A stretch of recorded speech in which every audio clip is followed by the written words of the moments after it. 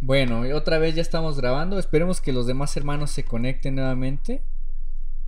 Porque pues ya nos sacó, al parecer ya el Meet ya no es con límite, sin límite de tiempo. Ya te van a restringir el tiempo. Qué mala onda. Pero bueno, pues ya nos adaptamos a esto. Muy bien. Muy bien, hermanos. Pues entonces vamos a seguir con este estudio. Voy a ponerles la presentación. Estábamos en el nacimiento de Jesús. ¿Sale? Ahí ya está. A ver si se pueden conectar los hermanos que faltan. Muy bien. Entonces decíamos, hermanos, que en esta parte del nacimiento de Jesús eh, viajan a Belén. Jesús nace, después Jesús es presentado en el templo.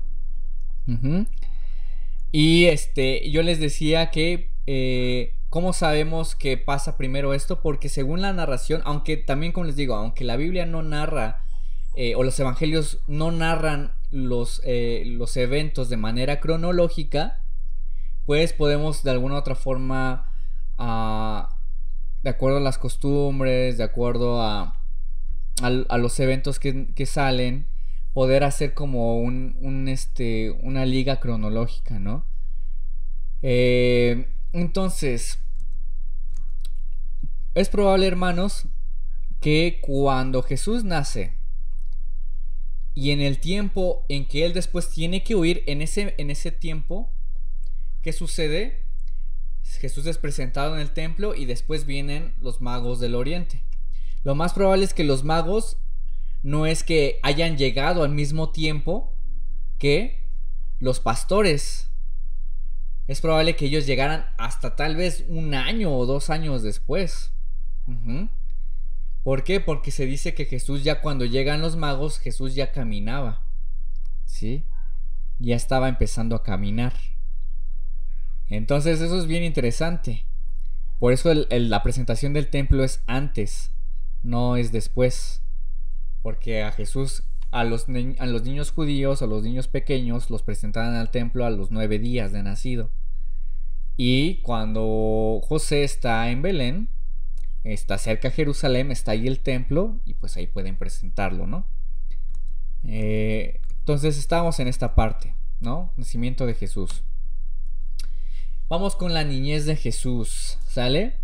Acuérdense entonces que después de que Jesús nace, Herodes interroga a los magos y le dice que quién es ese rey y al final hace un edicto para matar nuevamente, como cuando en Egipto, matar a los niños, ¿no? A los niños menores de 3 años para que justamente mataran a Jesús. Pero ellos tienen que huir a Egipto, tienen que viajar a Egipto para huir de Herodes, ¿sí?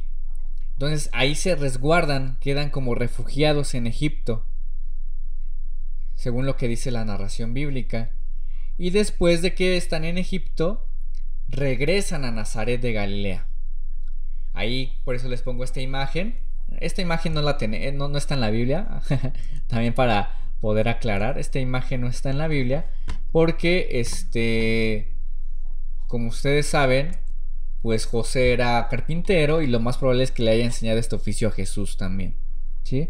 Entonces regresan a Nazaret, ahí es donde tiene su niñez Jesús, en Galilea, por eso es Jesús de Nazaret, no porque Jesús haya nacido en Nazaret, Jesús nació en Belén, pero su niñez la vivió en Nazaret, ahí en ese lugar. Y eso era una promesa también del Antiguo Testamento, que de Nazaret, o que bueno, del tronco, de un árbol, de un tronco, así dice también el pasaje de Zacarías, porque tronco o palo de tronco es en griego netzer, ¿no? Y de ahí viene Nazaret también. Entonces, justamente por eso, hermanos, por eso también es Jesús de Nazaret. Uh-huh. Y lo único que tenemos de la niñez de Jesús, no sé si ustedes recuerdan, es esto. Cuando Jesús hacen el peregrinaje, pero Jesús se pierde de sus papás y luego lo encuentran hablando con los maestros de la ley. Y al parecer era un niño muy elocuente, era un niño brillante en la palabra de Dios, según lo que narra también en la niñez de Jesús en Lucas. Ajá. Que se acuerdan que María llega así bien apurada con Jesús y le dice, ¿dónde estabas, Jesús? No estamos preocupados por ti. Y Jesús le dice, pues estoy atendiendo los negocios de mi padre. No se preocupen, ¿no? Entonces, así es como justamente llegamos en este aspecto, en esta parte de la niñez de Jesús. La niñez de Jesús, de acuerdo a lo que dice la Biblia, es muy poco, casi nada se habla de la niñez de Jesús. ¿Sí? Y de la juventud de Jesús, pues nada, no tenemos nada de la juventud de Jesús. ¿Sí? No tenemos ni su bar mitzvah ni eso. No sabemos qué pasó con Jesús en su juventud. Y hay muchas teorías de qué pasó en la juventud de Jesús, pero bíblicamente hablando no hay nada. Hay textos seguramente que narran acerca de la juventud de Jesús, pero ya son textos muy posteriores. Aquellos que se les dice apócrifos o deuterocanónicos, ¿no? Entonces, pero esos no son confiables en una cuestión histórica. Ajá, porque no son testimoniales. Son ya más narraciones de comunidades cristianas, probablemente comunidades cristianas gnósticas, que quieren hablar de un aspecto de Jesús con respecto a su divinidad, ¿no? Los milagros y algunas cosas, ¿no? Todas raras y locas. Entonces, ¿alguna pregunta hasta aquí? De las que están aquí, hermanas. ¿No? No. Va. Pues vamos a continuar. Llegamos al ministerio de Jesús.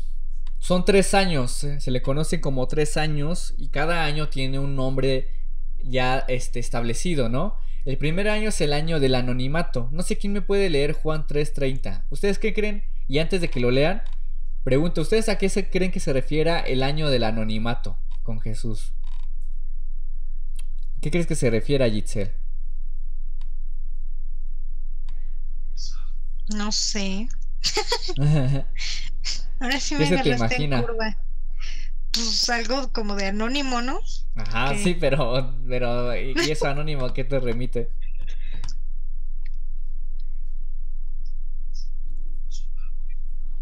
pues que no se reconoce. Ah, por ahí vas, ahí está, sí se puede, ¿ya ves? Sí, Es mi lógica.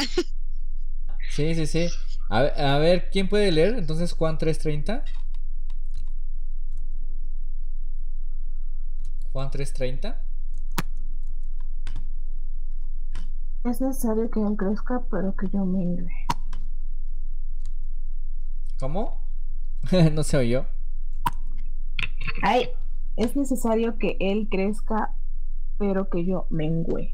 Ajá. Ahí el que está hablando es Juan el Bautista. Recuerden que cuando Jesús empieza su ministerio y cuando es bautizado, ahí por eso está esa imagen, no, nadie lo conocía, nadie sabía quién era él. El más conocido era Juan el Bautista. Juan el Bautista es el primo de Jesús y de hecho pues mucha gente seguía a Juan el Bautista. Y después cuando Jesús empieza su ministerio dice, es necesario que yo mengüe, o sea, yo ya no voy a ser el popular, a mí ya no me van a seguir, al que van a seguir es a Jesús. Por eso es el año del anonimato, hermanos, es ese primer año donde Jesús empieza su ministerio y donde pues nadie lo reconoce, donde apenas está como dándose a conocer, en donde empieza a hacer a su comunidad de discípulos, ¿no? Donde llama a sus discípulos como a Jacobo, a Andrés, a Pedro. Ese es el año del anonimato. El primer año donde pues básicamente poco a poco se va dando a conocer Jesús. Después tenemos el año de popularidad. En Mateo 4:23. ¿Quién lo puede leer, hermanos?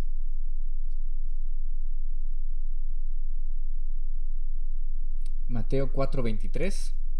Año de popularidad. Este sí se entiende por qué, ¿no? Año de popularidad.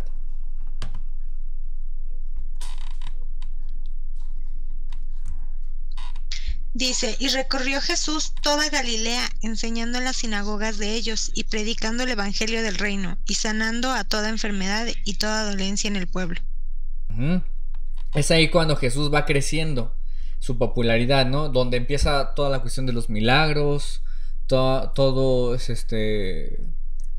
empieza a tener más seguidores, ajá, donde pues muchas personas lo empiezan a seguir. Acuérdense que incluso también cuando dio su sermón del monte había muchísima gente. Cuando también empezó a hacer lo del milagro de los panes y los peces, pues le seguía una multitud, ¿no? Y mucha gente quería estar con él. También por la comida, ¿no? Tanto por la comida como por sus enseñanzas, ¿verdad? Pero también este año de popularidad no duró mucho, porque viene el año de adversidad. ¿Quién puede leer Juan 6:52, hermanos? Juan 6:52 y también el versículo 66.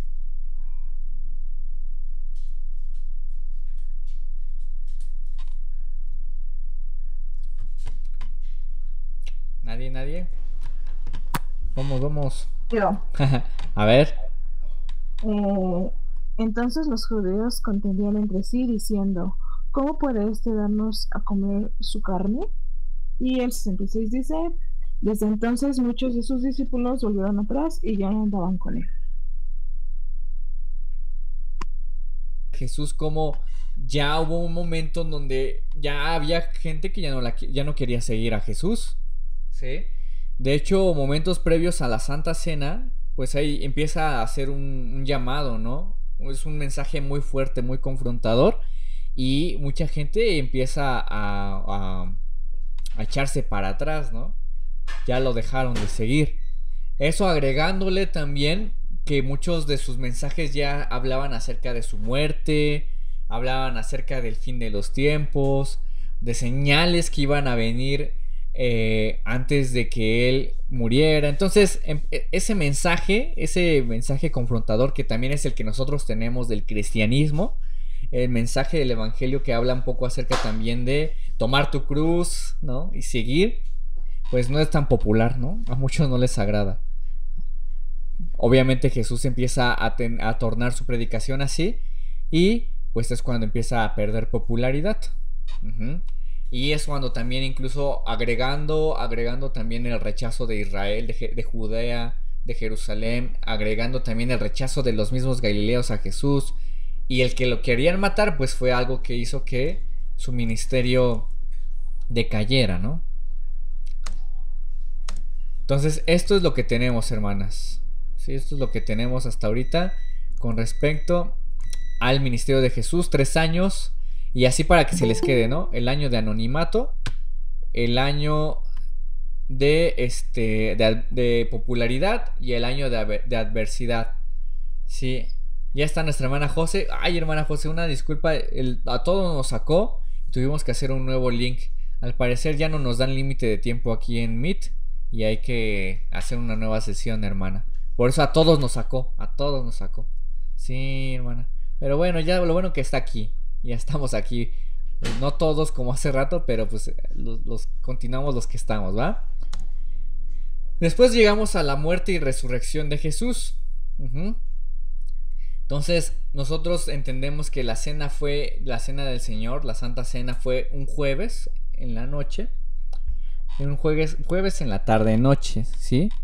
Hoy en día se ha querido hablar de que Jesús no hizo la Santa Cena en jueves, sino en miércoles, y que también no fue crucificado en domingo, sino en sábado, ¿no? Pues realmente hay muy poca evidencia de eso, hermanos. No se dejen engañar, ¿no? Son como también teorías de judíos, judaizantes, cristianos que quieren judaizar a la iglesia. Y no, hermanos, la cena del Señor fue en jueves. Fue más probable en un jueves, porque incluso dice la misma escritura que él murió horas antes de que empezara el sábado. Por eso lo bajaron rápido, porque y le hicieron su funeral rápido, ¿no? Porque si hubiera sido en viernes, o jueves, si hubiera sido la crucifixión, pues no hubiera habido tanto apresuro para enterrar a Jesús, o bueno, para sepultar. pero entonces tenemos que fue la cena del Señor en jueves. Esa misma noche, pues fue la traición en el monte de los Olivos. Y de ahí cerca estaba el huerto de Getsemaní. Ajá. Ahí lo traiciona Judas. Y después vamos a el juicio de Jesús, que abarcó la noche del jueves y la mañana del viernes.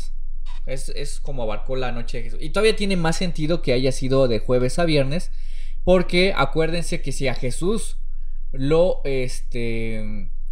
encarcelaron en la noche, ¿por qué creen que se tuvo que esperar hasta la mañana del día siguiente? Porque de acuerdo a la ley judía no se podía ejecutar ningún juicio hasta que fuera en la mañana. De acuerdo a la ley, a los protocolos judíos, los juicios tenían que ser en la mañana, ¿no? Cuando caía el sol ya no se podía hacer ningún juicio. Entonces, y eso también pasa en Hechos, no sé si se acuerdan. También pasa en Hechos que encarcelan a los discípulos en la noche y se quedan toda la noche encerrados. Hasta el día siguiente les hacen su juicio. Es algo que sí se ve claramente a lo largo de la Biblia. Y la crucifixión justamente es antes de caer el sábado. Ustedes lo pueden ver ahí en Lucas 23:46. Sí, cuando ahí también dice en Lucas 23:46 que el Señor expiró. Dios expiró. Jesús expiró y ahí fue cuando murió. Y 36 horas después, ese día dato es como un cálculo que hace este autor del libro que yo ya les puse ahí en la carpeta de Drive. 36 horas después Dios lo levanta de los muertos. Ahí está el texto de Juan 20:21. Como dice que fue el primer día de la semana, no fue en sábado. Dice que justamente, de hecho el primer día de la semana es en griego, ahí dice sabatón. Dirán, ya ves, dice sábado, ¿no? De sabatón. No, sabatón quiere decir, una traducción más literal diría un día después del sábado. Sabatón. No sabat, dice sabatón, por eso un día después del sábado. El primer día de la semana, que es domingo. Es cuando Jesús es resucitado. Y estuvo 40 días resucitado en la tierra y después pues asciende. Entonces, hasta aquí tenemos la muerte y resurrección de Jesús, hermanos. No sé si haya dudas con respecto a esto. ¿Alguna duda que haya salido ahorita acerca de estos días que hemos estado diciendo acerca del ministerio de Jesús? ¿No? ¿No, Cecia? ¿No, hermanos? No. Perfecto. Ahora, vamos a dejarlo hasta aquí, hermanos. La siguiente semana vamos a ver lo que falta de la historia del Nuevo Testamento, ¿sí? Y vamos a empezar a ver los libros del Nuevo Testamento. Ya son 20 para las 8, entonces es buen tiempo para acabar. Pero la idea justamente es que podamos darle un repaso al Nuevo Testamento. Para hablar de los evangelios, pues básicamente tenemos que tardarnos mucho más, ¿no? Hablar mucho más acerca de los evangelios, hablar mucho más de estos pasajes. Hay muchas cosas interesantes que hay que entender, pero al menos ver cómo sucedieron los sucesos de manera cronológica es algo bueno. Y la siguiente semana vamos a ver cómo nace la iglesia y vamos a ir de ahí desde Hechos, lo que es Hechos, hasta Apocalipsis. Vamos a ver la siguiente semana en la cuestión histórica. ¿Sale? Bueno, entonces, si no hay dudas, pues yo creo que aquí vamos a acabar, hermanas. Entonces le voy a pedir a Cecia si nos puede ayudar con una oración para terminar. Va. ¿Sí? Sí. Vamos a orar. Vamos a orar. Padre, te agradecemos por este día que tú nos permites reunirnos para poder aprender un poco más sobre cómo es la lectura de tu palabra.